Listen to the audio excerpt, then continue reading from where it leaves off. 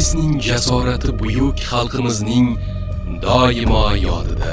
Uning g'alabalari mard sportchilarimiz qalblarida yashaydi. Muvaffaqiyat bizning qonimizda bor. Bugun dunyo o'zgaryapti. Vaqt har birimizdan millati, yoshi va jinsiga qaramasdan mas'uliyatli harakatlarni talab etyapti. Milliy gvardiya saflarida yuzlab nozik xilqat vakillari xizmat olib bormoqda. Chiroyli, nozik va maftunkor. Ana shunday xotin-qizlar, universal jangchilar xizmat olib boradi. Bu go'zallik, ayollik va intizom muqoyasasidir.